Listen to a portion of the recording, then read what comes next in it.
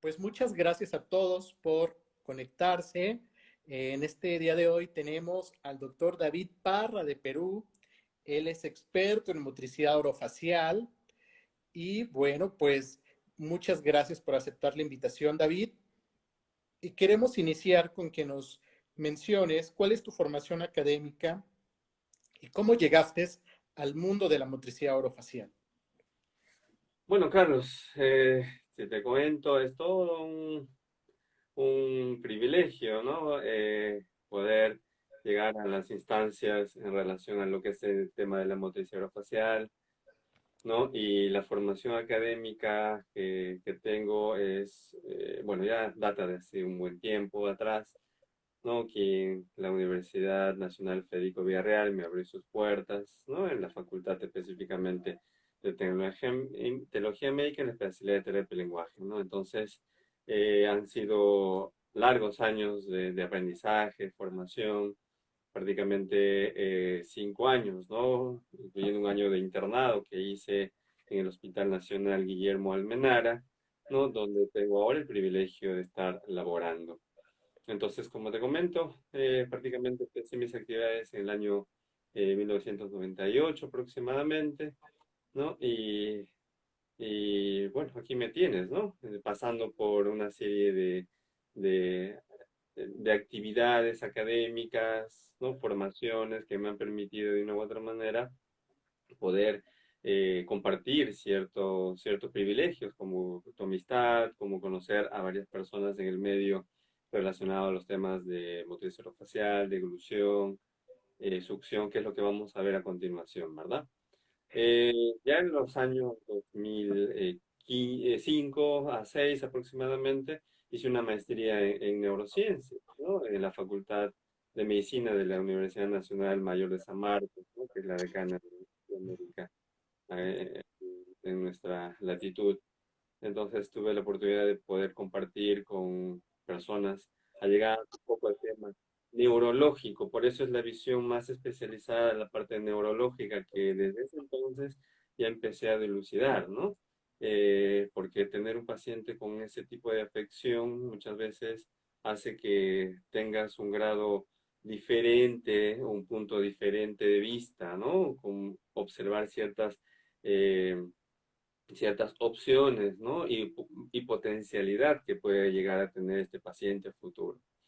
Entonces, como te comentaba, magíster en neurociencias, y a partir de 2006, 2007, de formarme como especialista en motricidad orofacial, ¿no? Por CEPAL y CEFAC Brasil, ¿no? De la mano de la pionera, de la madre de la motricidad orofacial, Irene Marchesán, no sé, la conoces también, entonces gran persona, ¿no? Ella tuvo el privilegio de poder estar gran parte compartiendo experiencias con ella y con su equipo de profesionales, especialistas en motricidad orofacial, que se me viene a la memoria, Deborah Catoni, Lilian Krakauer, por ejemplo, eh, la doctora, en este caso, en general, varias personas, ¿no? Que han podido manifestar ciertas características, ¿no? Que nos han permitido compartir su experiencia clínica, ¿no? Que prácticamente nos llenaron de conocimiento durante estos años de, de trabajo y el ímpetu, sobre todo, a querer mucho más a la motricidad facial, ¿no? Como una de sus ramas muy importantes, por ejemplo, temas relacionados a oclusiones, maloclusiones, morfofisiología del sistema estomatoglossognático, diferentes tipos de protocolos de evaluación biofuncional, por ejemplo, llevamos en ese entonces, ¿no? Una evaluación específica para terapias de disturbio de respiración, de la masticación, de la deglución, de la articulación temporomandibular, que en ese entonces estaba viendo eh, ¿no? Un pico bastante importante con estas patologías, entre comillas, nuevas para ese entonces, ¿no? También de las disartrias en relación a las dispraxias, alteraciones del habla muy importantes de origen estructural o anatómico, la aplicación por ejemplo, de diferentes ejercicios miofuncionales y la actuación fonoaudiológica en sí, ¿no? Cómo era, por ejemplo, para el parálisis facial, ortodoncia y ortopedia funcional maxilares, que ahora está dando mucho en nuestra sociedad y en nuestra relación, ¿no? Y bueno, en general, patologías relacionadas directamente con ello, tipo la parálisis cerebral, que hasta ahora me encanta, ¿no? Pacientes con disfagia, que también van relacionados a este tema, ¿no? Y muchas veces alteraciones causadas por cáncer de cabeza y cuello y otras alteraciones craneofaciales, ¿no? Y algo muy importante es esto, ¿no? No sé si lo podemos ver.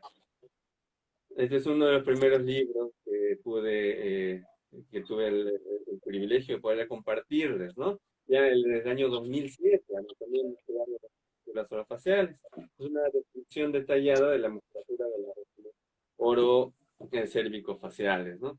Dicho sea de paso, este libro ya está en su segunda edición ahora, ¿no? Próximamente va a estar a la venta. Ya estamos haciendo las últimas revisiones de acá. Entonces es una opción, ¿no? Para las personas que están involucrándose dentro del tema estructural, anatómico, fisiológico de estas estructuras orofaciales. Es un buen inicio de ello, ¿no?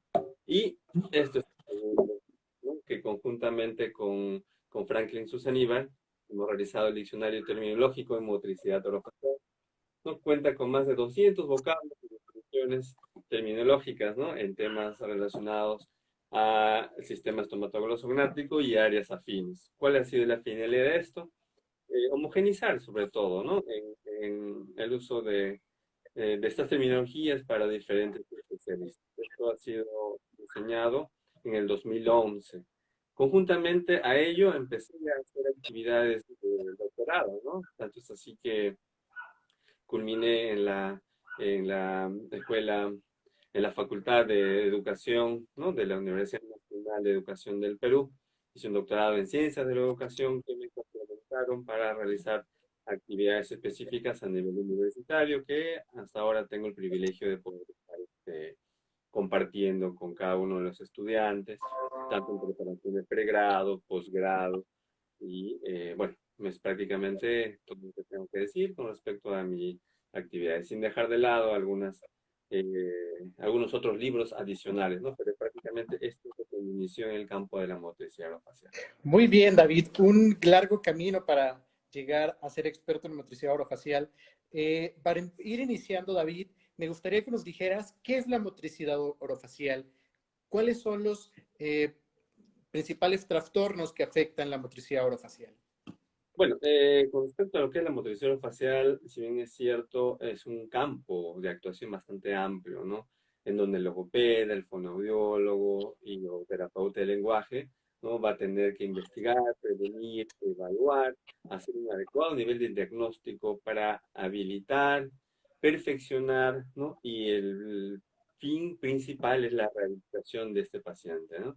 Tanto de los aspectos estructurales de las regiones orofaciales, así como cervicales también, ¿no? Que afectan obviamente a las funciones orofaciales, tanto de respiración, de succión, de masticación, deglución y habla, ¿no? Entonces son características que de una u otra manera están manejándose dentro de todos esos componentes tan grandes dentro de la motricidad orofacial. Y dentro de estos, los principales trastornos, como ya más o menos estábamos viendo, existe una grande, amplia gama de patologías, ¿no? Prácticamente desde recién nacidos, ayudándolos a favorecer las funciones básicas de succión, ¿no? Y con él mantener un adecuado nivel de alimentación, por ejemplo, necesaria para su desarrollo en estos niños en formaciones, hasta los adultos mayores, lastimosamente, con enfermedades neurodegenerativas, por ejemplo, ¿no? Ambos, tanto niños como adultos, con trastornos en el proceso de deglutorio. Además de otras características, por ejemplo, las disfunciones orofaciales, ¿no? Que organizan obviamente este sistema estomatoglossognático, como la respiración, vuelvo a repetir, succión, masticación, deglución, fonoarticulación. Aquí un paréntesis para hablar tanto lo que es el habla y la voz. Recientemente se ha incluido dentro de las áreas de la motricidad facial o los trastornos específicos, por ejemplo, lo que es el tema de estética, orofacial y apnea, mi amigo. Entonces te das cuenta, amplio camino, ¿no? Que tiene que recorrer profesores y profesionales relacionados al tema de la motricidad orofacial, al cual los invito porque es una área muy interesante. Muy bien, David. Oye, y nos gustaría saber, en algunos lugares, en algunos otros países se llama terapia miofuncional. ¿Cuál es la diferencia entre terapia miofuncional y motricidad orofacial? ¿O es lo mismo? ¿Es un sinónimo? No, prácticamente, a ver, no es un sinónimo, te podría decir que es un complemento, ¿no? En este caso, primero es la motricidad orofacial y luego viene lo que es la terapia miofuncional. Es una de las formas de actuación del especialista en motricidad orofacial, se podría decir, ya que la terapia miofuncional se vale de ciertos conocimientos de la motricidad orofacial, ¿no? En donde se van a aplicar diferentes tipos de técnicas y métodos. ¿Para qué? Para favorecer la modificación de esta función. No solamente de la función, sino de la estructura y de aquellas funciones orofaciales. O sea, podría decir que es un complemento, ¿no? El especialista en motricidad orofacial se basa en diferentes técnicas. Una de ellas es, por ejemplo, la terapia miofuncional. Ok, muy bien. David, ¿qué profesionales de la salud pueden intervenir en la atención de los trastornos de motricidad orofacial de manera multidisciplinaria? Uy, el tema de la multidisciplinaridad es lo que venimos difundiendo, ¿no? Gran parte de los profesionales especialistas en motricidad facial y otras áreas, porque la idea es trabajar en equipo, porque si no hacemos esto prácticamente no podemos hacer de un perfecto plan de rehabilitación de manera integral que se supone que debe hacerse para los pacientes con alteraciones específicas, ¿no? En la motricidad facial. Eh, ¿Qué profesionales te podría comentar, por ejemplo, posicionándonos en función a patologías? Por ejemplo, si tenemos un niño neurológico con secuela parálisis cerebral infantil, ¿no? Tanto niño como ya un poco mayor, podemos definirlo esto a través de dos áreas, por ejemplo, el área médica y el área terapéutica. Dentro del área médica consideraríamos, por ejemplo, al otorrinolaringólogo, ¿no? En el cual vamos a poder identificar ciertas características con respecto al tema de las alteraciones en la deglución, por ejemplo, ¿no? A través de una macrofibroendoscopía de la deglución para verificar cómo están las características funcionales en este paciente neurológico.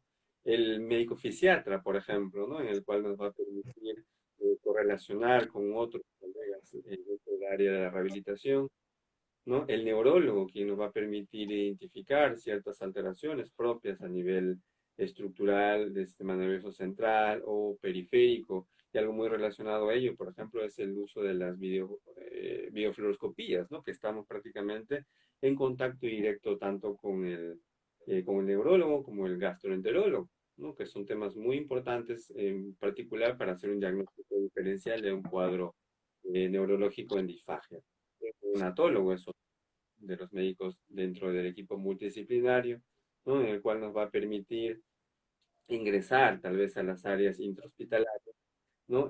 Para poder evaluar, hacer el tratamiento específico a aquellos niños que tienen en el proceso de alimentación y o succión, por ejemplo. Otro Muy, colega es el traumatólogo, ¿no? Obviamente, si vemos a un niño con parálisis cerebral, vamos a encontrar que tiene subluxaciones, ¿no?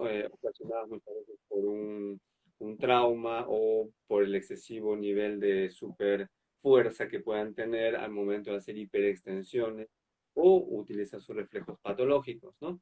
El genetista, porque gran parte de algunos componentes pueden estar relacionados directos también con las temas de alteraciones genéticas.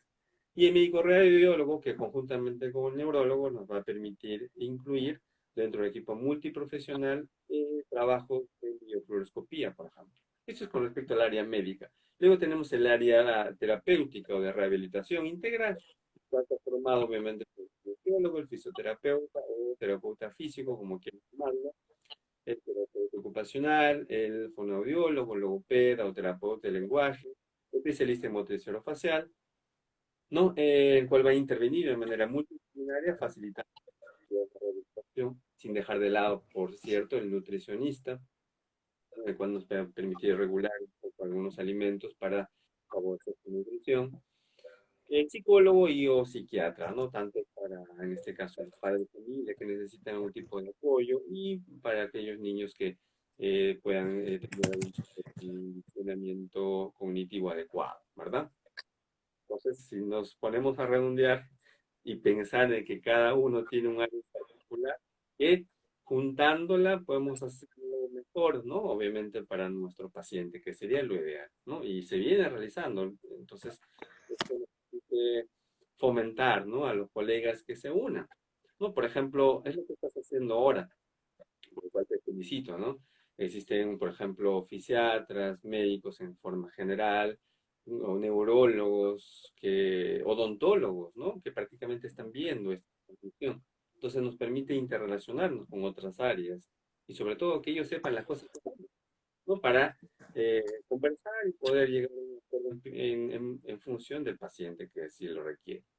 Perfecto. Entonces, haciendo un resumen, los trastornos de la motricidad orofacial, dentro de los múltiples trastornos, dentro de los principales se encuentran los hábitos orales, los trastornos de la masticación, el frenillo lingual corto, la respiración oral, la maloclusión, los trastornos de la respiración durante el sueño, la disfunción de la articulación temporomandibular, por supuesto, los trastornos de la apnea del sueño, etcétera. Ujú. En realidad hay varios, muchísimos trastornos que nos llevaría mucho tiempo hablar sobre esto, Sí, pero vamos a iniciar algunas preguntas en específico generales que mucha población tiene dudas sobre esto. vale. David, ¿por qué no se deben utilizar dentro de las praxias orofaciales en los trastornos del habla? Porque es algo que muchas veces en muchos lados y todavía pasa, los trastornos de habla y de lenguaje lo quieren hacer con puras praxis orofaciales. ¿Por qué no debe de ser enfocado al habla este tipo de ejercicios? Bueno, la persona más experta en el tema es mi colega y amigo Franklin Susaníbar, ¿no? Pero yo puedo darle algún tipo de recomendación o pauta. Antes de ello, es muy importante poder conocer, por ejemplo, cuál es el trastorno de habla en el cual estaríamos hablando, ¿no? Por ejemplo, estamos hablando de un trastorno de tipo fonético y fonológico. Obviamente son condicionamientos a nivel de funciones superiores, ¿no? Y como una vez menciona Franklin, no una vez, sino siempre, ¿no? De que cada engranaje son complementarios y a la vez independientes, ¿no? ¿Qué quiere decir con esto? Por ejemplo, si uno empieza a hacer algún tipo de, de costura, por ejemplo, ¿no? A nivel manual. Entonces, al hacer este tipo de actividad, ¿no? Como es el engranaje entre ciertos hilos, o ciertos pilares, entonces fácilmente uno podría hacer cualquier tipo de actividad neuromotora que permita hacer este tipo de actividades, como por ejemplo contar billetes, ¿no? Jugar muy bien a la pelotita, etcétera, ¿no? Entonces, si se dan cuenta, son características que lastimosamente no se pueden correlacionar a otras funciones más grandes. ¿Qué quiere decir con esto si vemos desde el punto de vista orofacial? Si sacamos la lengua directamente, ¿no? El niño puede hacer muchas veces esto, sacar la lengua, el levantarla múltiples veces, pero se agota y se supone que entre comillas estamos haciendo para favorecer a la producción del fonema lingual que puede ser la L. ¿Eh? Entonces, te pueden hacer tantos estos ejercicios, al final el niño termina cansado y hace la misma función, ¿no? En vez de decirte pelota, te va a decir pelota. Claro. Consecuentemente, este ejercicio no ha visto mucho, en ese caso, no ha servido para ese tipo de actividad. Entonces, tiene que hacer otras actividades específicas, ¿no? Colocar el punto donde corresponde. Entonces, se hacen algún tipo de prácticas, pero estas prácticas se denominan de tipo verbal, en el cual se va a colocar específicamente algún punto alguna zona de articulación para que este paciente pueda emitir algún tipo de sonido. Eso sí, entonces estamos hablando de dos tipos de prácticas orofaciales, ¿no? Y mayor énfasis, ¿no? Cualquier pregunta, ya saben, Franklin lo puede resolver de una mejor manera. Ahora, con respecto a esos trastornos del habla de origen funcional, luego tenemos las estructurales, ¿no? Aquellas alteraciones evidentes del habla que se producen, por ejemplo, en niños con fisura, ¿no? Entonces, y sin dejar de lado las neurológicas, por ejemplo. Entonces aquí ya tenemos otros componentes muy importantes, ¿no? ¿Por porque muchas veces el habla en pacientes neurológicos vamos a tener siempre una alteración específica, tanto en el proceso de masticación y o deglución, porque la lengua, al permanecer en una sola posición, por ejemplo, va a tener dificultades de lateralización el momento de la masticación, una alteración en el movimiento de posteriorización para la deglución y de anteriorización y o elevación tal vez para el habla. Entonces, es aquí donde podemos tratar de hacer algunas actividades en el cual nos permita soltar la estructura muscular, obviamente de la lengua, pero obviamente diferenciando cada tema en función a la necesidad de cada. Igual, ¿no? Coincido con Franklin, en el cual estas praxias oro-miofuncionales, que también le llama, ¿no? O praxias oro-lingo-labio-faciales, como quieran llamarlo, no es muy funcional para aquellos niños con alteraciones o trastornos del habla de origen fonético. Muy Biofon. bien, muy bien, David. Ahora vamos a hablar un poco sobre los mitos que hay en cuanto al frenillo lingual corto. Porque, bueno, muchas personas de pronto quieren hacer ejercicios para el frenillo, algunas otras personas también quieren hacer, tienen la duda si hacer cirugía, no hacer cirugía, muchas personas les hacen la cirugía y siguen teniendo el problema de rotacismo, etcétera. ¿Qué nos puedes hablar sobre el frenillo lingual corto? Uy, es un tema bastante amplio, ¿no? Y eso data desde cuando empezábamos a formarnos, ¿no? En el cual nos comentaban de que, bueno, vamos a trabajar el frenillo, entre comillas, vamos a ponerlo elástico para que se pueda Claro, favorecer la emisión de la lengua y así el niño pueda emitir todos los sonidos linguaviolares. Y después nos damos cuenta de que el niño termina con una aberración total en abrir la boca por estar batiendo tanto en lo que es el freno de la lengua, ¿no? Obviamente en casos cortos.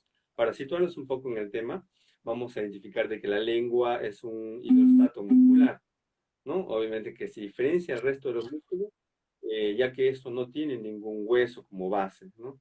Sino que su fuerza se adhiere prácticamente a la unión de varios grupos musculares con matrices flexibles, ¿no? Es como, por ejemplo, semejante a una trompa de un elefante o a los tentáculos del pulpo, ¿no? En el cual obviamente va a desempeñar diferentes funciones muy importantes, como la hidratación de la boca, por ejemplo, los alimentos, mediante la salivación, la deglución, principalmente obviamente el lenguaje expresivo y el sentido del gusto, ¿no? Entonces, el primer mito gran importante, obviamente, es el mito de que se elonga o no se elonga. Yo pienso que ya desde el 2015, ¿no? Las doctoras Roberta McConnell, que es una eminencia en el tema de frenillos, ¿no? Y la doctora Irene Marchesán realizaron prácticamente un estudio, ¿no? Que tenía práctica relacionada directamente a algún tipo de estudios histológicos sobre el tema. Entonces se pusieron a hacer estos estudios tanto en niños de diferentes edades, ¿no? Y llegaron a la conclusión, ¿no? De que tenían fibras musculares esqueléticas estriadas, ¿no? De alta frecuencia de colágeno de tipo 1, por ejemplo, ¿no? En las capas profundas y algunos bloques compactos de aquellas fibras elásticas. ¿Qué quiere decir con esto, no? Fibras colágeno, si nos damos cuenta, estas fibras colágenos están presentes en los ligamentos y tendones, ¿no? Y tienen una alta resistencia a la tracción. Consecuentemente, los ejercicios de estiramiento no son útiles para elongar este frenillo en la lengua, ¿no? Por lo tanto, el único diagnóstico, más que diagnóstico, el único tratamiento vendría a ser el quirúrgico, ¿no? Una frenotomía en niños pequeños y una frenectomía lingual en personas ya un poco mayores o niños un poquito más grandes, ¿no? Entonces, que puede considerarse uno de los procedimientos más adecuados para liberar la lengua, ¿no? Con el fin de proporcionar mejores funciones orofaciales. Y le recomiendo, para hacer un adecuado nivel de diagnóstico en recién nacidos, se ha creado el test de la lengüita o el test de la lengüiña, que ahora es ley en Brasil, ¿no? Creado obviamente por Roberta Martinelli y Irene Marchesán. Imagínate qué tanto han calado sobre la sociedad, tanto política como ejecutiva a nivel de Brasil, que se ha puesto ley, igual que las emisiones acústicas en recién nacido, ¿no? Entonces, han creado la suma importancia de poder identificar esto a temprana edad y prevenir algunos problemas a futuro, ¿no? Principalmente las de alimentación en el acto de succión. Muy bien, David. Ahora, ¿nos puedes hablar un poco sobre qué son los malos hábitos orales?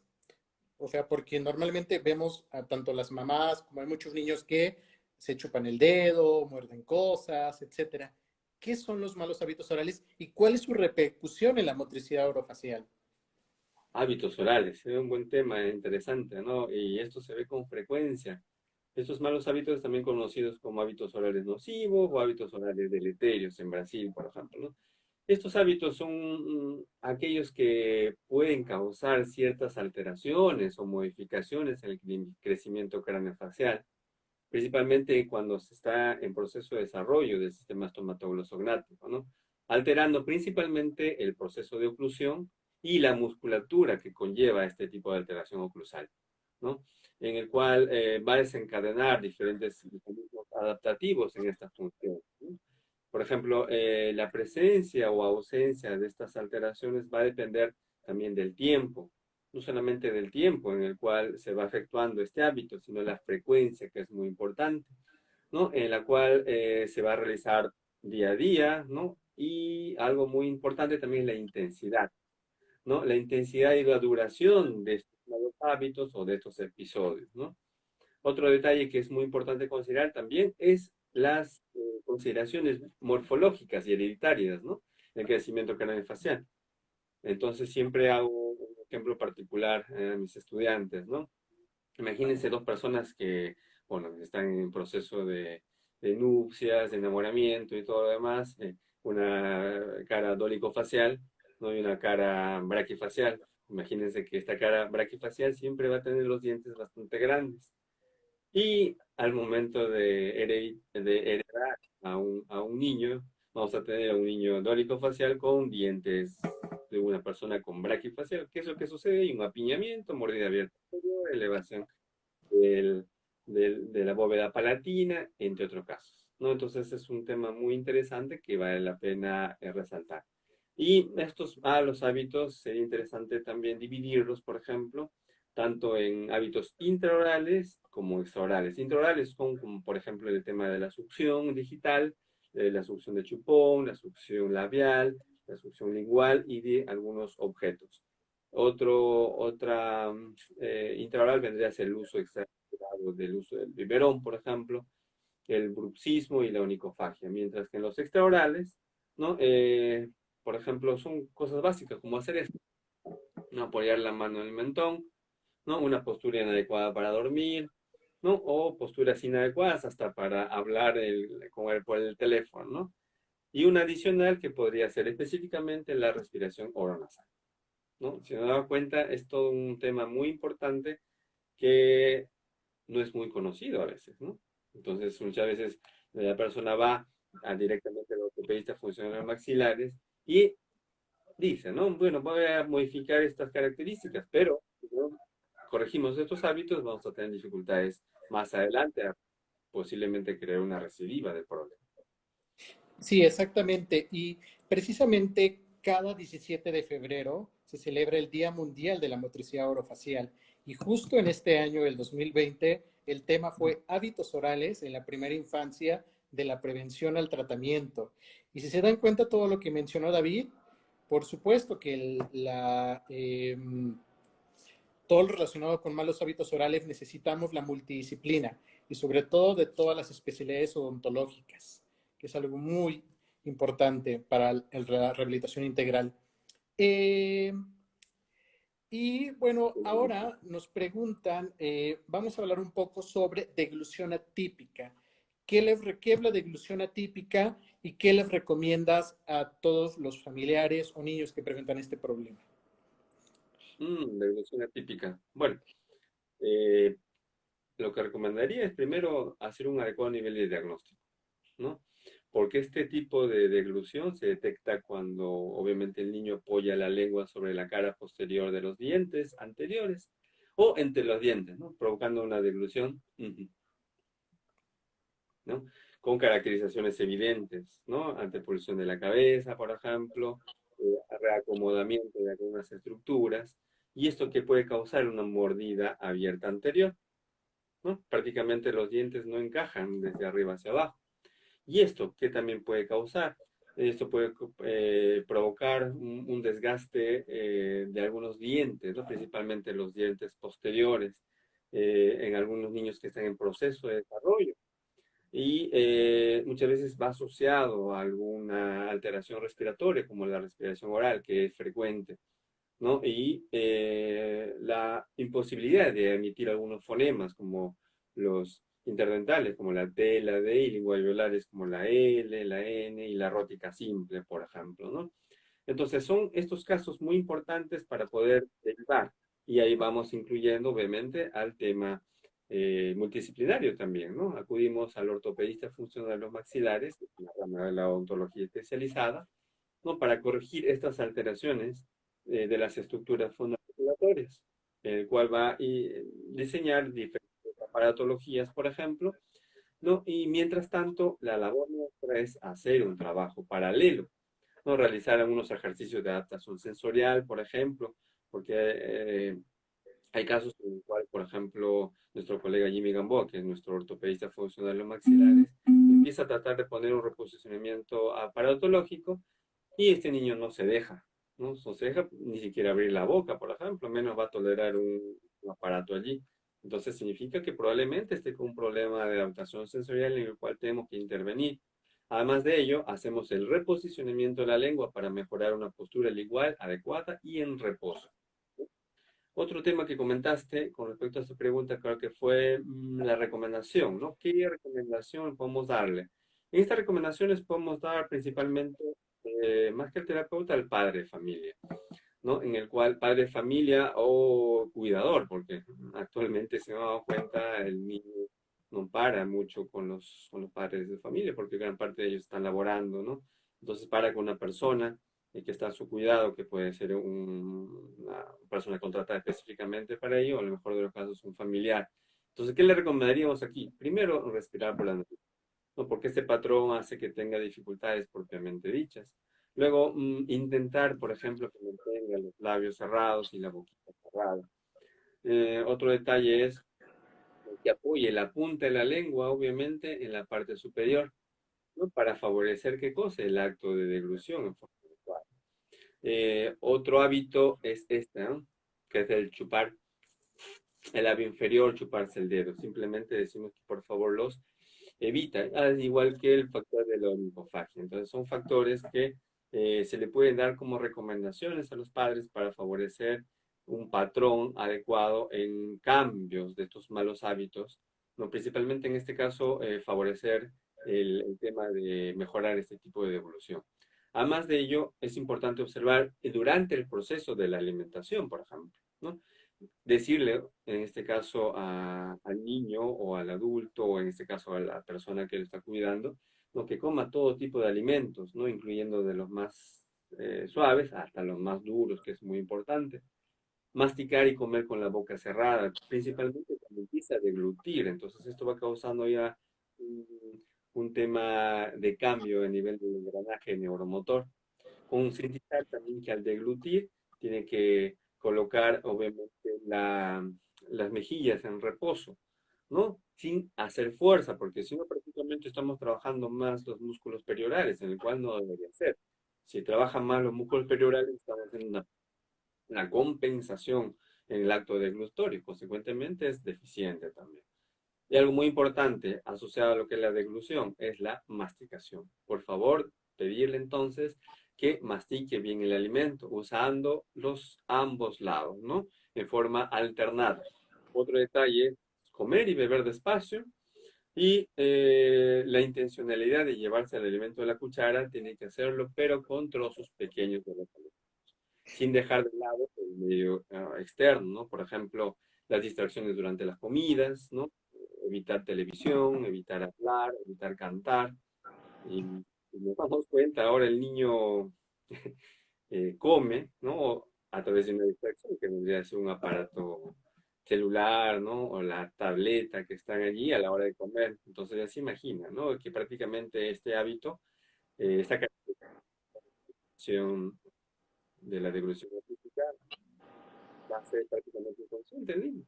Entonces quitamos todos estos aparatos damos las pautas para lograr esta conciencia que necesitamos. ¿Sí? Muy bien, David. Aquí nos pregunta Álvaro González Vergara, nos menciona, en un niño con frenillo lingual corto, ¿qué se recomienda cuando se ve afectada la función en el arrastre del bolo alimenticio en el proceso de la deglución? Bueno, primero hay que identificar bien si realmente es el tipo de frenillo corto que menciona, ¿verdad? Y si tienes el frenillo corto, ya se está, obviamente, si estamos hablando de un patrón deglutorio, me imagino ya que es un niño un poquito grande, ¿no? A partir de los 2 años y medio, 3 años, ya empieza a tratar de adaptar, ¿no? El patrón deglutorio a la situación estructural limitante, que es en este caso el frenillo de la lengua. Entonces, bueno, hay que observar primero si lo está haciendo de buena manera, ¿no? Porque hay situaciones en las cuales el frenillo de la lengua está bastante inferior, tanto es así que es un cuadro de anquiloglosia, ¿no? Y sin embargo, este pacientito puede deglutir en forma no adecuada, pero compensada, ¿no? Entonces habría que ver específicamente, ahora, si está corriendo en riesgo su alteración nutricional, por ejemplo, ¿no? Tiene un factor asociado de nutrición, y ahí donde tengo que hacer inmediatamente la intervención quirúrgica, ¿no? Si es un niño ya un poquito grande, es una ectomía, ¿no? En el cual lo puede realizar el otorrino, el pediatra o el ortopedista funcional maxilar, por ejemplo, ¿no? Para de una u otra manera soltar esta lengüita y facilitarle, obviamente, la excursión hacia los lados y principalmente hacia la parte posterior. Si nos damos cuenta, si este niño, bajo la pregunta que mencionas, dice que no está llevando la lengua hacia la parte posterior, pero esto ya sería otro factor asociado, ¿no? No es porque realmente existe un factor de frenillo de la lengua, ¿no? Porque el frenillo de la lengua está en la parte inferior. Lo que va a limitar es su elevación, más no su posteriorización. Entonces, habría que evaluar muy bien este caso, ¿no? No sé si está hablando de un patrón neurológico. Si está hablando de un patrón neurológico con frenillo corto, es otro tipo de intervención, ¿no? Por ejemplo, hay situaciones en las cuales me han llegado pacientes con alteración neurológica, parálisis cerebral en particular, ¿no? Con una frenectomía. Y le dijeron por allí de que era necesario para que levante la lengua, pero yo digo, si es un problema neurológico, ¿no? Difícilmente va a estar asociado a que porque le quiten prácticamente el frenillo va a favorecer la elevación, no. No, si este niño seguía con la misma condición, obviamente por su factor de alteración. Y obviamente no podía retraer la parte posterior del lengua, ¿no? Entonces, es importante hacer el análisis de diagnóstico para posteriormente hacer un plan de tratamiento adecuado, ¿no? Se puede ser quirúrgico, se puede hacer rehabilitación o puede ser un complemento en ambos, que sería lo ideal, ¿no? Muy bien. Aquí nos pregunta el doctor Masao Kume con Mm. respecto a las distonías orofaciales. ¿Tú qué recomiendas? ¿Terapia miofuncional o motricidad orofacial o toxina botulínica? Bueno, saludos, doctor Masao, excelente pregunta, ¿no?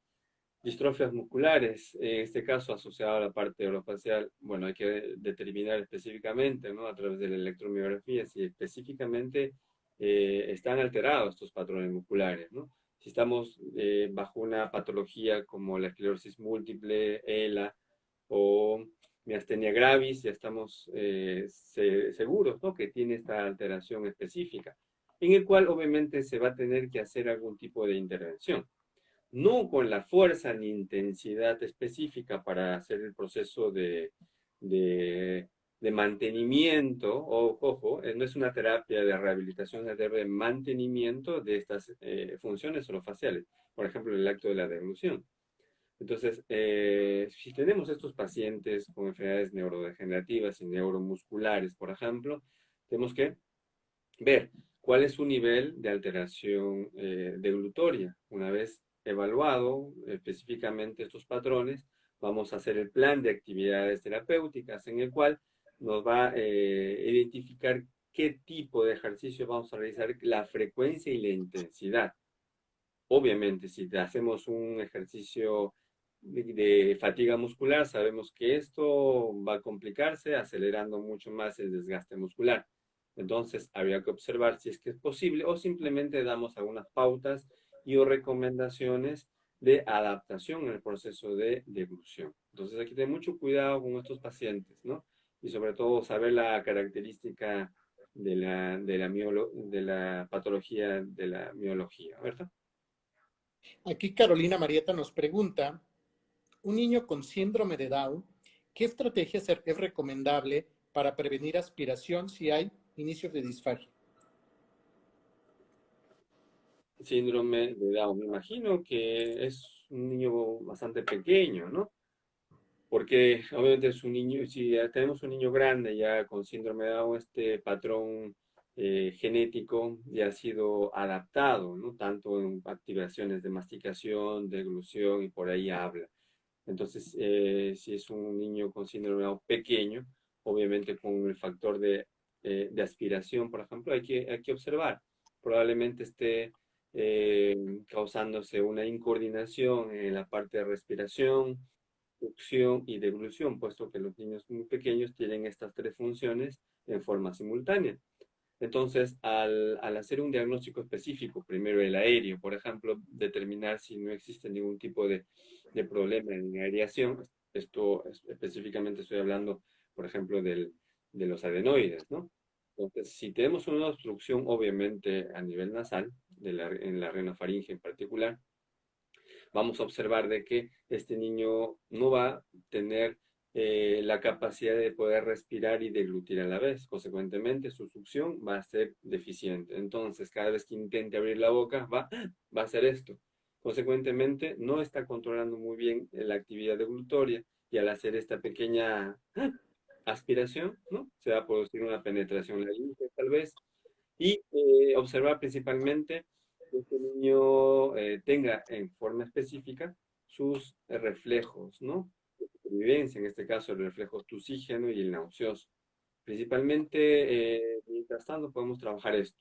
Si lo tiene, bueno, a buena hora, ¿no? Y si no lo tiene, hay que tener mucho cuidado, porque obviamente puede ser factor causal de algunas aspiraciones, ¿no? Tanto silentes como no silentes. Eso es un tema bastante delicado. Entonces, eso sería mi sugerencia. Ahora, ahí también nos pregunta otra persona sobre qué actividades puedo trabajar para favorecer la musculatura de deglución en niños con síndrome de Down.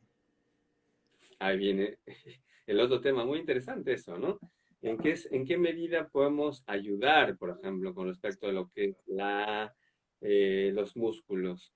Más que ayudar a los músculos, ya se ha demostrado, ¿no? En estudios ya desde el 2012, si más no me equivoco, ¿verdad? Que los músculos, es como decir, el tono muscular, ¿no? Que nos permite tener un adecuado nivel de, de estabilidad, fuerza y todo lo demás. Entonces, este tono muscular, al ser de origen genético, no vamos a poder modificar, ¿no? Si no iríamos contra la epigenética, que es completamente difícil de poder hacerlo. Antiguamente se hacían actividades, entre comillas, ¿no? Para fortalecer, aumentar el tono muscular y todo lo demás, pero actualmente no se ha comprobado esa situación, ¿no? Porque esos estudios dicen, ¿no? De que estos niños nacen con un tono que es el hipotónico y tienen que tener esto toda la vida, ¿no? Hasta su muerte. Ahora, ¿qué es lo que se hace? Lo que se hace es la adaptación, ¿no? La adaptación posicional, por ejemplo, ¿no? A través de ciertas actividades que nos permitan tener un tipo de conciencia, por ejemplo, mantener los labios cerrados, ¿no? Entonces, esto nos va a permitir lograr un patrón de conciencia. Y, por ejemplo, trabajar un poquito lo que es la postura corporal asociada a la postura dinámica de la mandíbula, por ejemplo, ¿no? O buscar ciertos patrones de adaptación a través de mecanismos de concientización en el cual nos permita que este niño tenga sus adecuados niveles de alimentación o de sus funciones orofaciales, ¿no? Siempre concientizando, que es muy importante, sin dejar de lado, obviamente, las alteraciones que pueden estar ocurriendo en el niño, ¿no? Por ejemplo, la presencia de maloclusiones, alteraciones dentarias, presencia de adenoides, entonces son factores que se complementarias, vuelvo a repetir, con el equipo multidisciplinario, Muy bien, ¿no? David. Bueno, Entonces, ahora trabajar. fortalecimiento muscular, difícil en ello, sí. ¿Qué nos puedes hablar sobre cómo la motricidad orofacial ayuda a los trastornos de la respiración oral, del ronquido y los trastornos de la respiración durante el sueño, de la apnea obstructiva del sueño? Estamos hablando de justo términos interesantes y nuevos, ¿no? Que están prácticamente relacionándose a algunos temas de actualidad con respecto a lo que es la estética facial y lo que mencionas, ¿no? Que es el ronquido y el apnea del sueño. Ahora, con respecto a lo que es eh, eh, la, eh, en este caso, la característica de esto, vuelvo a repetir, es muy importante, ¿no? El diagnóstico diferencial adecuado, ya que al estar en contacto prácticamente con este grupo multidisciplinario, ¿no? Nos va a permitir trabajar directamente con estos profesionales. Principalmente, por ejemplo, en respiración oral nos ponemos a centralizar allí, que es el otorrino, ¿no? Entonces tengo que buscar un buen otorrinolaringólogo, y que no simplemente nos digan para hacer un diagnóstico de obstrucción adenoidea, por ejemplo, una radiografía de Cabo, que es lo que todo el mundo menciona, ¿no? Al momento de hacer este diagnóstico, por ejemplo, llevan la radiografía y dicen, sí, muy bien, miren, aquí tiene todavía una luz. Significa que esto probablemente no es digno de poder operar o hacer algún tipo de intervención para quitar eso por la luz que corresponde. Sin embargo, se olvidan de que esta estructura adenoidea es en 3 dimensiones, porque solamente en la radiografía de Cabo estamos viendo una sola dimensión, que vendría a ser, ¿no? La parte lateral. Pero ¿qué indica de que este adenoide puede ser de tipo horizontal? Y nos damos cuenta a través de qué? De la deficiencia auditiva, ¿no? Va bajando un poquito de tipo conductiva, y allí donde, por ejemplo, con nuestra colega otorrinolaringóloga, la doctora Gera Angulo, ¿no? Empezó a hacer algún tipo de algo muy importante, lo que es la timpanometría, asociada al diagnóstico de radiografía de Cabo, por ejemplo. ¿Para qué la timpanometría? Esto va a permitir evaluar específicamente la presión de la caja timpánica, ¿no? Del oído medio y la ventilación que existe en ella. Entonces, significa de que si no existe la ventilación, no hay curva en la timpanometría. Consecuentemente, esto se puede dar a una hipertrofia adenoidea, ¿no? Que va a depender de la ubicación específicamente en la rinofaringe. Entonces, hacemos un preciso, ¿no? Que puede ser ya, obviamente, caracterizado para que pueda ser en este caso, el tratamiento médico, ¿no? O quirúrgico, si se da el caso, para después empezar con el patrón de la rehabilitación a nivel orofacial. Con respecto a eso, es con respecto al tema de la respiración oral. Ahora, el otro punto muy importante es, ¿no? Los trastornos de la respiración durante el sueño, ronquido, ¿no? Si nos damos cuenta, esto va a complicar prácticamente nuestro sueño, causando una somnolencia diurna excesiva, ronquidos fuertes, que es lo que gran parte de los pacientes vienen por esa queja, ¿no?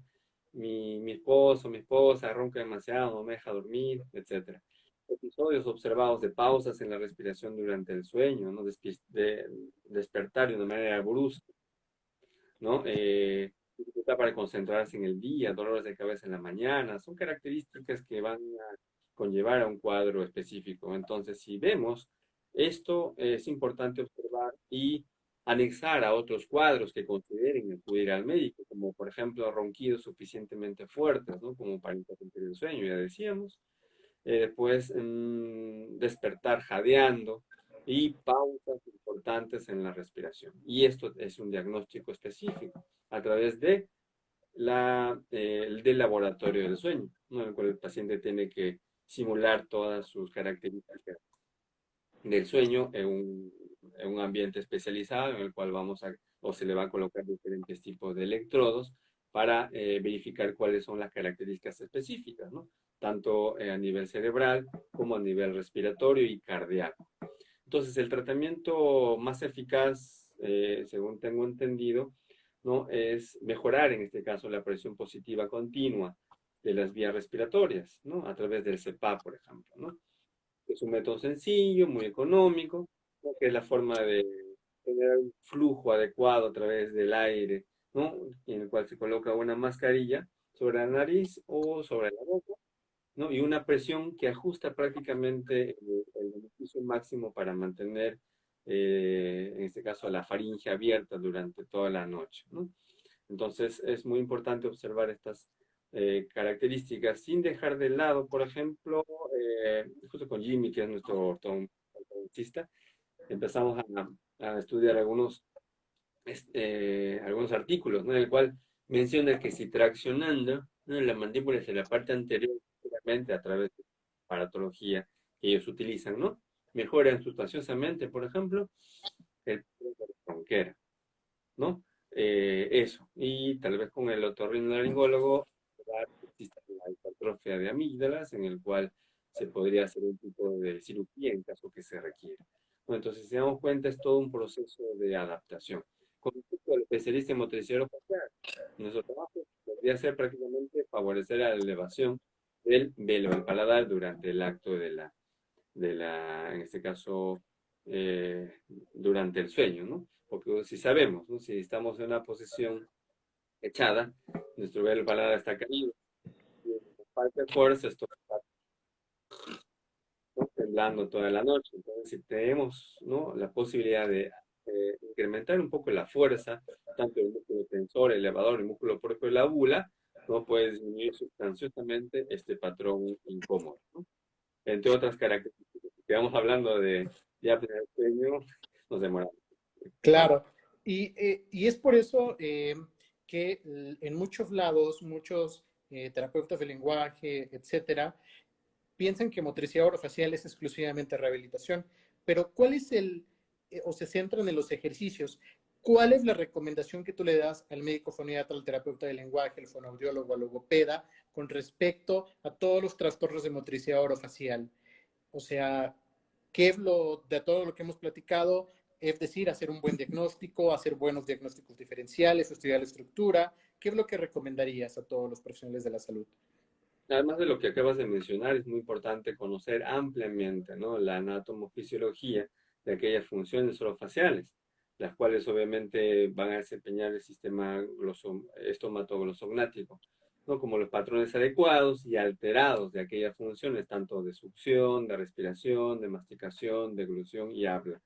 Y algo, lo que hemos estado comentando y platicando durante toda esta tarde y anoche aquí, ¿no?, es formar un equipo de trabajo multidisciplinar en la atención especializada, ¿no?, en cada una de estas alteraciones, eh, que se pudieran hacer evidente, ¿no?, para cada grupo profesional. Entonces, es el mejor consejo que se podría dar. Si bien es cierto, aparte de ello, es estar presentes, ¿no? Estar presentes, por ejemplo, en congresos de odontólogos, ¿no? Para que uno u otro, y ser partícipes de ello, tal vez con trabajos de investigación, pósters de investigación, o participar de una ponencia para decirles el trabajo importante que hacemos dentro de todo este equipo multidisciplinario. Igual, ¿no? Si hay congresos de otorrinos, por ejemplo, estar presentes, ¿no? Para de una u otra manera que nos conozcan y sepamos las cosas que vamos a realizar en conjunto. Igual Aquí con hay otra, psiquiatras, etcétera, ¿no? Trabajar prácticamente con el equipo multidisciplinario y conocer cada uno con nuestras características. aquí hay otra Sí. pregunta que nos hacen. ¿Qué ejercicios se podrían realizar en un niño que presenta parálisis de paladar blando? Parálisis. Habría que, bueno, si es parálisis de paladar blando, bueno, independientemente a ello, lo que tenemos que hacer es favorecer un poco lo que es la fuerza intraoral, ¿no? Entonces, si no tenemos un adecuado nivel de fuerza intraoral, tanto positiva como negativa, principalmente para el acto de deglución, ¿verdad? Vamos a tener regurgitaciones nasales. Entonces, verificar exactamente, ¿no?, cuál ha sido el factor relacional de esta parálisis. ¿Realmente será una parálisis o simplemente es una paresia? ¿Será una parálisis o paresia unilateral o bilateral? ¿Y qué grupo muscular está alterado? ¿No? Entonces, es bien difícil observar una paresia, por ejemplo, de todo el velo paladar. Por lo general, se altera principalmente los músculos propios de la úvula o los asigos de la úvula. Entonces, si está solamente alterado este patrón uvular, tenemos dos músculos que nos pueden facilitar el trabajo. tanto el tensor como el elevador de los músculos del paladar. Entonces, con esto facilita obviamente en gran medida, ¿no?, tener un adecuado patrón en esta fuerza intraoral. Muy bien, David. ¿Dónde te podemos buscar? ¿Cuáles son tus redes sociales, David? Bueno, mis redes sociales las tengo en Facebook, Instagram, LinkedIn. Bueno, en todas ellas me pueden encontrar como David Parra, David Parra Re, ¿no? Y como ya tenemos costumbre, en el canal de YouTube de David Parra, ¿no?, en el cual van a estar siempre a la disposición algunos videos, ¿no?, de participaciones gratuitas y por allí que se ha podido compartir, ¿no?, con cada uno de estos colegas que han podido dar su experiencia a través de la evidencia científica, ¿no?, para enriquecernos prácticamente, Muy ¿no? bien. Entonces, los invito allí. Mi blog también, donde tengo temas en general de motricidad orofacial, que es davidparra.blogspot.com. Y cualquier duda o incertidumbre a través de las redes sociales, que yo encantado, como ya sabrán, aparte de los seguidores, ¿no?, tengo la posibilidad de responder. Bueno, faltaron algunas preguntas por leer, pero bueno, los invitamos a que puedan seguir a David. Y bueno, David, si quieren volver a ver este video, vamos a subirlo en YouTube más adelante. Muchas gracias, David, por permitirnos que te conectaras, que nos compartieras todo este tema de motricidad orofacial. Y bueno, recuerden que los trastornos de motricidad orofacial son multidisciplinarios y que necesitamos mucho la ayuda de muchos especialistas. Y bueno, pues más adelante te tendremos con algún tema más específico. Y bueno, pues muchas gracias, David. Saludos hasta Perú. Y bueno, saludos a todos por conectarse. Y bueno, el próximo miércoles tenemos a Franklin Susanibar. Muchos Uh, saludos y gracias. Muchos saludos, David. Gracias a Te ti, agradezco gracias a mucho. todo el mundo por estar aquí presentes. Un fuerte abrazo a todos. Hasta luego. Gracias.